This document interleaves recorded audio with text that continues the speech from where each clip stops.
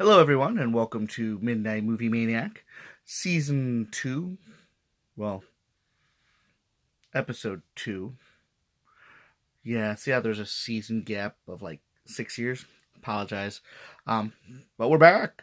So, I'm going to go over a few movies that I've seen in the past week. Um, the last one I did was In the Apocalypse, and then I went over Creed 2 a little bit and told you some of the previews that I saw. This time I went to go see The Mule, starring Clint Eastwood, in his last filming role, or last acting role. It also starred Bradley Cooper and Lawrence Fishburne. Um, Decently made movie. I mean, it was a Clint Eastwood movie, so of course it's going to be good. It's about an old man in his 80s becoming a drug mule, trying to pay off some debt from many, many years of, um, well, I'd say go see it because it's a Clint Eastwood movie and it's well done, of course, as always. Always has a message, and it's always well directed because Clint Eastwood is awesome at what he does. So I would recommend going to see The Mule, of an 80-year-old drug mule, carrying out drugs throughout the U.S. I think it's actually between El Paso, Texas, and Illinois, so it hits closer to home for my family back in Illinois. Yeah. Next movie I saw was Mortal Engines, a Peter Jackson movie. And of course I could tell it was a Peter Jackson movie because Hugo Weaving was in it.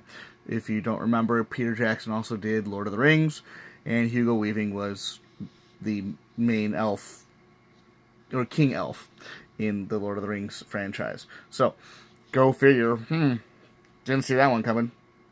Mortal Engines is pretty much a post-apocalyptic movie about different kinds of cities, mobile cities, and then just the land-based cities. And it's a fight against between the two of them. And it was an interesting concept, showing how I always think it's funny, and I mean I understand it, that after a post-apocalyptic view, where all technology gets destroyed. Apologize, Midnight Movie Maniac staying above his bedtime. Of course I would say that in my movie, or my, not movie, but episode. Oh man, see, already screwing up.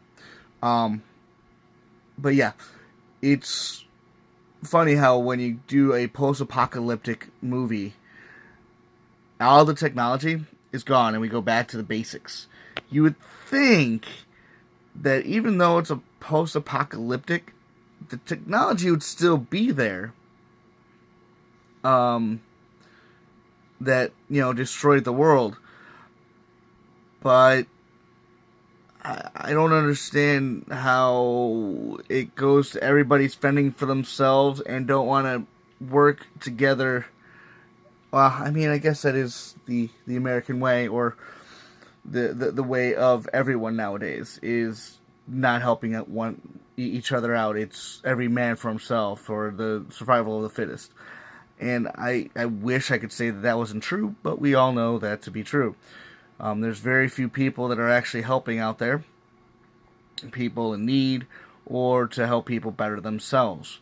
I'm not one of those people. I like to help better other people, and sometimes my heart is too good. Well, we're not going to get into that, but I do recommend going to see Mortal Engines, if it's still out, because it was one of those later viewings I've seen of it. Next, I saw.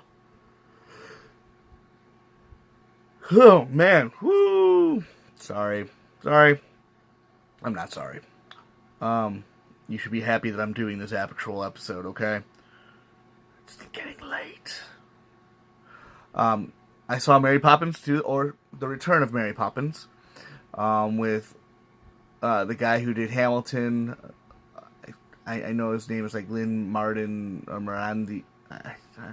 I feel so bad for not knowing his name, but he's in it, and Emily Blunt is the new Mary Poppins, and it was well made. I love how they brought the classic feel back to it, where they used actual hand painting of the cells for the cartoons, or at least some of the cartoons.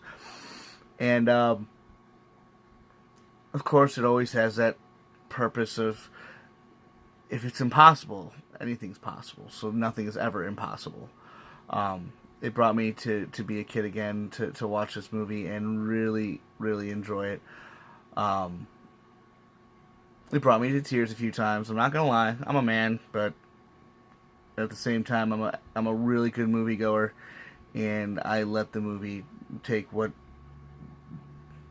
it has coming, and play with my emotions. And it was great.